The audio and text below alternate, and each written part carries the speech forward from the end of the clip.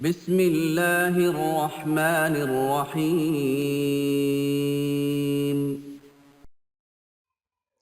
السلام علیکم ورحمۃ اللہ وبرکاتہ۔ ویورز، آپ کو آپ کے اپنے چینل ازمودہ وظیفہ میں خوش آمدید کہتے ہیں۔ اہلا و سہلا و مرحبا۔ اللہ تعالیٰ سے امید کرتے ہیں کہ آپ خیریت سے ہوں گے، اور یہ دعا کرتے ہیں جانے خوش رہیں، سلامت رہیں، مسکراہٹیں بکھیرتے رہیں، اور رمضان شریف کی بابرکت ساعتوں کو اللہ تعالیٰ آپ کو سمیٹنے کی توفیق عطا فرمائے، اور رمضان شریف کو فیوز و برکات سے اللہ تعالیٰ آپ کو مال مال فرمائے۔ تو ویورز، یقیناً یہ خوش قسمت لوگ ہیں کہ جن کو اللہ تعالیٰ رمضان شریف بار بار نصیب فرماتا ہے، اور جو بار بار رمضان شریف میں برکات حاصل کرتے ہیں، نماز تراویح کی طرح جو ہے وہ تراویح ادا کرتے ہیں،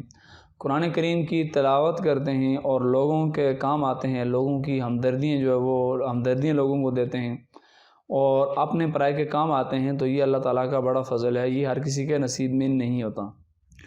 یہ وہ چیزیں ہیں کہ جو اللہ تعالیٰ کی طرف سے عطائی ہوتی ہیں، کسی انسان کے بس میں یہ نہیں ہوتا۔ تو جب رمضان شریف کا مہینہ آتا ہے تو انسان کی یہ کوشش ہوتی ہے کہ رمضان شریف کے جتنے بھی مطلب ہے کہ وہ عبادات ہیں ان کو بندہ کر لے، لیکن پھر بھی انسان ہے بتقاضا بشریت بعض دفعہ ایسا ہوتا ہے کہ ایسے نہیں کر پاتا۔ تو اسی طرح سے جن لوگوں کو اللہ تعالیٰ نے رمضان شریف کا مہینہ نصیب کیا، اور مہینہ نصیب کرنے کے بعد پھر وہ اسی طرح مغفرت کے بغیر رہ گئے، تو یقین یہ بڑے گھاٹے کا سودا ہے۔ اس پہ ایک حدیث مبارکہ میں کوٹ کرتا چلوں کہ حضرت کعب عجرہ رضی اللہ تعالیٰ عنہ، اور اسی طرح سے ایک صحابی ہیں کعب بن عجرہ رضی اللہ تعالیٰ عنہ، اور اسی طرح بعض بھی یہ متعدد روایات کے اندر حدیث مبارکہ یہ حدیث ممبر کے نام سے بڑی مشہور ہے۔ یقیناً آپ میں سے ہر کسی شخص نے یہ سنی ہوگی، تو ہم بھی برکت کے لیے آپ کو یہ سنا دیتے ہیں۔ تو وہ فرماتے ہیں کہ ایک دفعہ حضور علیہ السلام نے ہم نے فرمایا کہ تم ممبر کے قریب ہو جاؤ، یعنی کہ آپ علیہ السلام مسجد نبی میں خطبہ ارشاد فرما رہے تھے، اور جب اندر تشریف لے گئے ممبر کے اوپر، تو سب کو صحابہ کرام نے کہا کہ ممبر کے قریب تشریف لیں، تو صحابہ کرام ممبر کے قریب ہو گئے۔ تو نبی کریم علیہ السلام نے ممبر کی پہلی سیڑھی پہ قدم رکھا تو آپ نے فرمایا کہ آمین، پھر دوسری سیڑھی کے اوپر قدم رکھا تو آپ نے فرمایا کہ آمین، پھر تیسری کے اوپر قدم رکھا تو آپ نے فرمایا آمین۔ جب آپ خطبہ ارشاد فرما کر فارغ ہوئے، نماز پڑھ کے فارغ ہوئے، تو صحابہ کرام نے عرض کی کہ یا رسول اللہ صلی اللہ علیہ وسلم،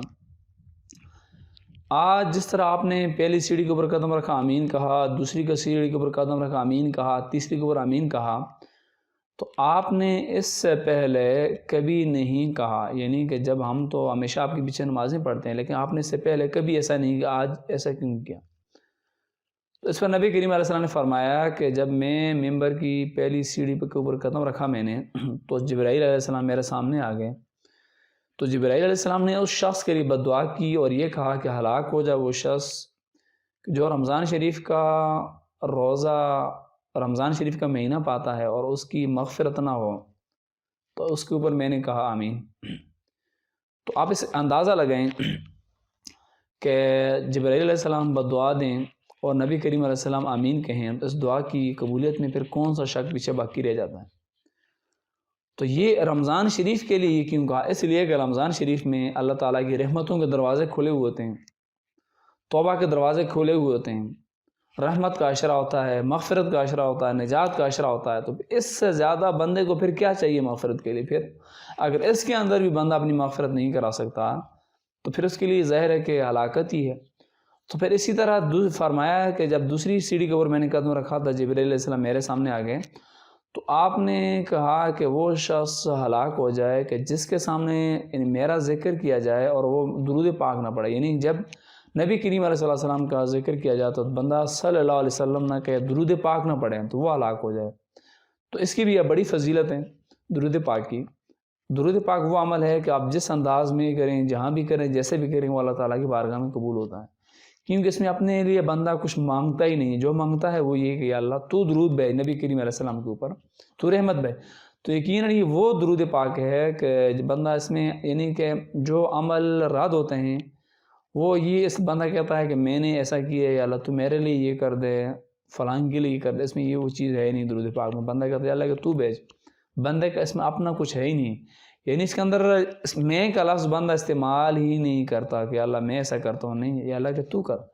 جہاں پر لفظ میں آتا ہے تو وہ عمل مردود ہو جاتا ہے، یعنی جو اعمال رد ہوتے ہیں وہ صرف میں کی وجہ سے ہوتے ہیں، جس کے اندر میں نہیں ہوتا تو وہ اعمال قبول ہوتے ہیں۔ تو اسی طرح سے پھر آپ نے فرمایا کہ جب میں نے تیسری سیڑھی کے اوپر قدم رکھا تو جبرائیل علیہ السلام میرے سامنے آ گئے اور آپ نے فرمایا کہ وہ شخص ہلاک ہو جائے کہ جو اپنے زندگی کے اندر اپنے والدین کو پاتا ہے، یعنی اس کے والدین دونوں زندہ ہوتے ہیں اور وہ والدین سے دعائیں لے کر جنت وصول نہیں کرتا، والدین کی دعاؤں سے وہ جنت میں نہیں چلا جاتا، تو وہ بھی ہلاک ہو جائے۔ تو اس کی بھی الگ بہت بڑی فضیلت ہے کہ جس بندے کے والدین زندہ ہوتے ہیں اور ان کی وہ دعائیں نہیں لیتا تو اس بندے کی یہ بڑی بدبختی ہوتی ہے، اور اس بندے سے بڑا بدبخت کم بخت اس کائنات کو کوئی ہوتا ہی نہیں ہے۔ اور یہ فرمایا کہ وہ ان دونوں کو پا لیتا ہے پھر بھی ان سے دعائیں نہیں لیتا، اور یا دونوں میں سے کسی ایک کو پا لیتا اور ان کی خدمت کر کے وہ جنت حاصل نہیں کر سکتا، اس سے بڑا بدبخت پھر اور کون سا ہو سکتا ہے۔ اور یہ کہا گیا تمہارے سب سے جو بڑے پیر ہیں وہ تمہارے والدین ہیں، اگر وہ والدین کی جو دعا ہوتی ہے وہ اولاد کے حق میں قبول ہوتی ہے، والدین کی جو دعائیں ہوتی ہیں وہ اولاد کے لیے قبول ہوتی ہیں، والدین کی جو بددعائیں ہیں وہ اولاد کے لیے قبول ہوتی ہیں۔ تو دنیا کے اندر کچھ ایسے کام ہیں کہ ان کی سزا بندے کو دنیا ہی میں دی جاتی ہے۔ ایک وہ کہ جو شخص ظالم ہے تو اللہ تعالیٰ ظالم کو دنیا ہی میں ویران کر دیتے ہیں، اس کے گھر اجڑ جاتے ہیں ظالم کے، وہ آخر میں عبرت کا نشان بن جاتا ہے۔ اور اسی طرح جو بندہ اپنے والدین کا نافرمان ہے تو اس کی جو والدین کی جو نافرمانی ہے وہ بندہ اس دنیا میں کے اندر ہلاک ہو جاتا ہے، دنیا بھی لوگوں کے سامنے عبرت کا وہ نشان بن جاتا ہے۔ اور اسی دنیا میں ہی اس لوگوں اس کی پھر مثالیں دیتے ہیں، دیکھو فلاں والدین کا نافرمان تھا، اس کے ساتھ کیا اشر ہوا، وہ کس طرح قدرت نے اس کو جو ہے نا وہ اس کو برباد کیا، کس طرح ویران کیا۔ تو اسی طرح جو بندہ اپنے والدین کی دعائیں لیتا ہے تو اللہ تعالیٰ دنیا کے ہی اندر اس کو وہ انعامات عطا فرماتے ہیں، اس کو خوشیاں عطا فرماتے ہیں، بچوں کی صورت میں، فیملی کی صورت میں، کہ بندہ اس پہ فخر کرتا ہے اور بندہ لوگوں کے لیے مثالیں بن جاتا ہے۔ تو یقیناً یہ وہ دعائیں تھیں کہ جن کے اوپر یعنی 3 دعائیں، پہلی دعا رمضان شریف کا روزہ بندہ رکھتا ہے، رمضان شریف کا مہینہ پاتا ہے اور اس کے اوپر اس میں اپنی مغفرت نہیں کر سکتا۔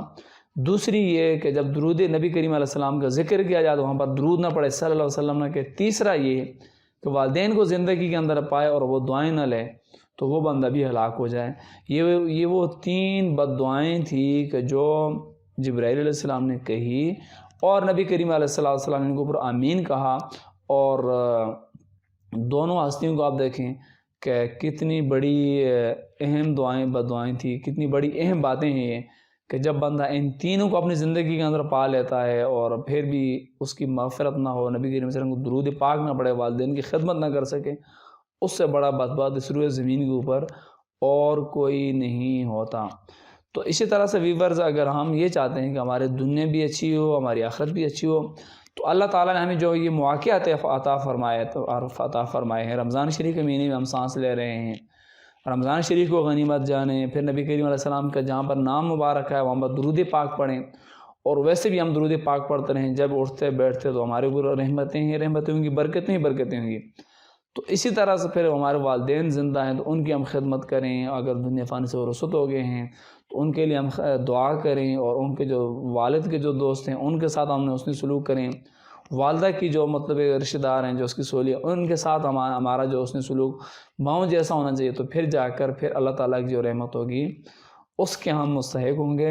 اور پھر اللہ تعالیٰ کا جو غضب ہے یقیناً وہ ہم پہ نہیں آئے گا، پھر ہم سے وہ ٹل سکے گا۔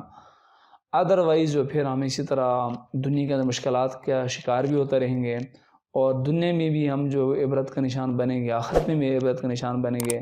تو ہم یہ اللہ تعالیٰ سے دعا کرتے ہیں کہ اللہ تعالیٰ ہمیں رمضان شریف کی بھی جتنی فیوز و برکات ہمیں ان سے بھی مال فرمائے،